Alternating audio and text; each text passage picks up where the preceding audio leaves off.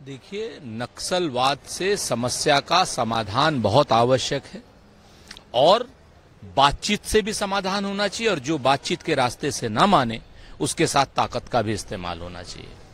निश्चित तौर पर जो मूलभूत समस्या है उसका समाधान तो बातचीत से ही होगा।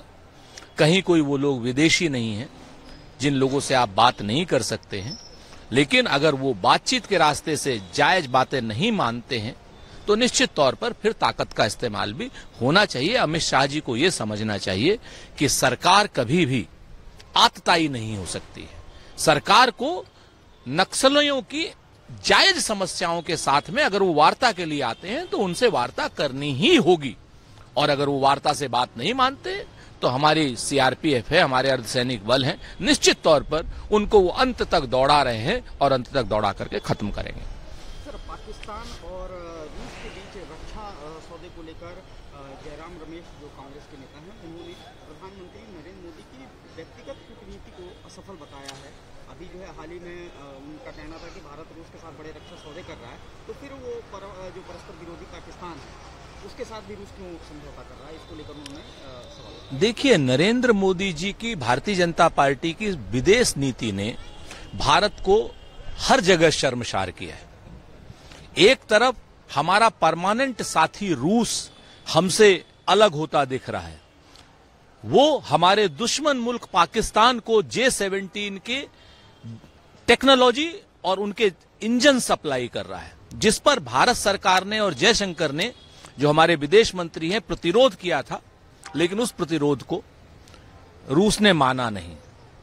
वरना इससे पहले तक रूस और हम परस्पर इस तरीके के सहयोगी थे जो एक दूसरे को जो भी कुछ कहते थे वो मानते थे। इंदिरा जी के समय में भी, राजीव जी के भी समय, इवन अटल बिहारी जी के भी समय में। लेकिन भारतीय जनता पार्टी की विदेश घुटना टेक विदेश नीति ने, भारतीय जनता पार्टी ने जिस तरीके से अमेरिका के सामने सरेंडर किया, भारतीय जनता पार्टी ने जिस तरीके से चीन के सामने सरेंडर किया, उससे रूस हमसे अलग है। और आज की डेट में ये हमारी विदेश नीति की फेल्योरिटी है।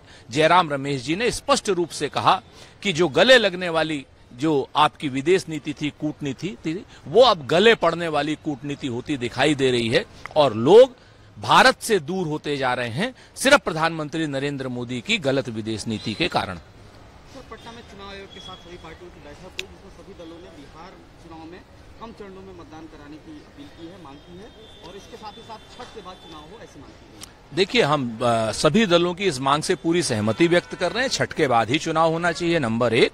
और नंबर 2, बिहार में तो एक चरण में चुनाव होना चाहिए। जब एक तरफ भारत की सरकार, मोदी सरकार कहती है एक देश, एक राष्ट्र और एक चुनाव, और बिहार में आप कई चरणों में चुनाव क्यों कराएंगे? और बिहार में चुनाव आयोग 2 चरण में चुनाव करा करके दिखा चुका है कोरोना काल में, तो अब एक चरण में क्यों नहीं? नक्सलवाड़ी की समस्या खत्म है, माओवादियों की समस्या खत्म है, सभी लोग उत्सव धर्मी हैं, आज की डेट में चुनाव में हिस्सा लेने के लिए तत्पर हैं। तो ऐसे में एक चरण में चुनाव कराए ना, ताकि नरेंद्र मोदी जी को अपनी जुमलेबाजियां अलग अलग जगहों से कहने का मौका ना मिले। एक ही बार जो भी झूठ बोलना है बिहार की जनता से बोले, जो भी छल कपट प्रपंच करना है, जो भी 20 साल का अपना रिपोर्ट कार्ड देना है वो दे दे। तो बिहार में हमारी तो मांग है कि अगर एक चरण में चुनाव हो तो ज्यादा बेहतर है। भारतीय जनता पार्टी ने चुनाव आयोग से मांग की है कि बुर्का पहनी महिलाओं की सख्त पहचान जांच हो। भारतीय जनता पार्टी के लोग हमेशा जब जब चुनाव आते हैं तब तब इस तरीके की फालतू और फिजूल की बातें कह करके देश के माहौल को सांप्रदायिक करने की कोशिश करते हैं। लेकिन अब ना हिंदू, ना मुसलमान, ना सिख, ना ईसाई, ना नल, ना नील, ना कोल, ना भील, ना पिछड़ा, ना दलित, ना आदिवासी इनके बहकावे में नहीं आने वाला। हमेशा से देश संविधान से चलेगा, चुनाव आयोग भी संविधान सम्मत चुनाव कराएगा। संविधान में किसी भी आदमी की फ्रिस्किंग की जो भी व्यवस्था होगी वोट देते समय, वही व्यवस्था लागू होगी। कोई अलग से व्यवस्था लागू भारतीय जनता पार्टी की मंशा से नहीं होने वाली। और भारतीय जनता पार्टी हर चुनाव से पहले हिंदू मुसलमान करने के लिए किसी के धार्मिक प्रतीकों का यानी बुर्के का आसरा हमेशा से लेती आई है। इस बार ये बात उनको उल्टी पड़ेगी। प्रधानमंत्री मोदी ने राहुल गांधी पर तंज कसते हुए कहा कि कुछ लोग जननायक का टैग चुराने की कोशिश कर रहे हैं, जो कि कर्पूरी ठाकुर से जुड़ा हुआ है। इस पर बिहार कांग्रेस के प्रदेश अध्यक्ष ने पलटवार करते हुए कहा कि जननायक कौन है ये तय करना मोदी जी का काम नहीं है, जनता का। मोदी जी, आपके बड़ों ने, जनसंघ वालों ने और भाजपा वालों ने कर्पूरी ठाकुर को मां की गाली दी थी, कर्पूरी की मां। उस पर आप क्या बोलेंगे? कर्पूरी ठाकुर के पीछे छुप करके आप वार कर रहे हैं? अगर हिम्मत है तो सामने से आकर वार कीजिए ना। हमारे राहुल गांधी जी तो हैं जननायक, आप तो धन नायक हैं। अडानी के लिए काम करते हैं आप, अंबानी के लिए काम करते हैं। जननायक और धन नायक की लड़ाई है, और धन नायक और जननायक की लड़ाई में जननायक जीतेगा। हम कर्पूरी ठाकुर को मानने वाले लोग हैं, कर्पूरी के ही लोगों ने हमें जननायक बनाया है, और आपको धन नायक जो है अडानी के सेवाएं करने के लिए बनाया गया है। आपको समय आने पर जवाब देना पड़ेगा कि आप धन नायक हैं तो हैं क्यों। और हमें तो लगता है कि ट्रंप नायक भी आप हैं, शी जिनपिंग नायक भी आप हैं, क्योंकि दोनों को चाय पिलाते हैं, झूला झुलाते हैं, उनके सामने विदेश नीति को सरेंडर करते हैं। आपको इन बातों का जवाब देना होगा। बीजेपी का एक बड़ा आरोप है कि 26/11 के हमलों के बाद यूपीए सरकार दबाव में झुकी। बीजेपी को ये बात जो है ऑपरेशन सिंदूर के बाद, जब उन्होंने नरेंद्र मोदी ने अमेरिका के सामने आत्मसमर्पण कर दिया, उसके बाद ही ये बात क्यों याद आई? ऑपरेशन सिंदूर में अपने आत्मसमर्पण को छुपाने के लिए दूसरे के ऊपर फिजूल के आरोप लगा रहे हैं। 26/11 के बाद क्या हुआ था पूरी दुनिया ने देखा था। पाकिस्तान बिल्कुल अलग थलग पड़ गया था। 26/11 में 10 आतंकवादी आए थे, 10 को हमने मौत के घाट उतारा था, 9 मार दिए गए थे और 1 को हमने फांसी दी थी। और आज की डेट में पहलगांव में ऑपरेशन सिंदूर में आज तक उन आतंकवादियों का पता नहीं है कि 4 थे कि 5 थे।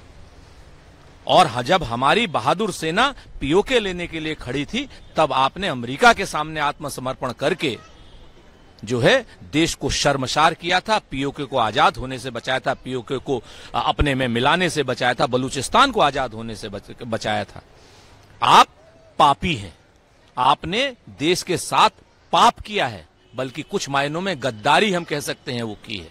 सही तो यह है कि भारत की सेना के शौर्य को, पराक्रम को आपने बेइज्जत किया है क्रिकेट खेल करके। और जो आपने क्रिकेट के बाद ट्वीट किया था कि खेल के मैदान में बदला ले लिया, उससे भी सेना आहत हुई है, क्योंकि सेना अपनी जान देती है, जान लेती है, गोली खाती है। क्रिकेट के बैट बल्ले जैसा आपने के जो जिस तरीके से आपने सेना के शौर्य को आपने कंपेयर किया, उसको भी दुनिया देख रही है। तो आप जैसे लोग बेहुदे लोग हैं जो हमारी सेना को क्रिकेट से कंपेयर करते हैं, और आप जैसे लोग बेहुदे लोग हैं जो ट्रंप के कहने से आत्मसमर्पण करते हैं, सीज फायर करते हैं। अगर आप ये वीडियो YouTube पर देख रहे हैं तो हमारे चैनल को सब्सक्राइब कर बेल आइकन दबाएं, और Facebook पर देख रहे हैं तो हमारे पेज को लाइक करें। अगर आप ये वीडियो YouTube पर देख रहे हैं तो हमारे चैनल को सब्सक्राइब कर बेल आइकन दबाएं, और Facebook पर देख रहे हैं तो हमारे पेज को लाइक करें।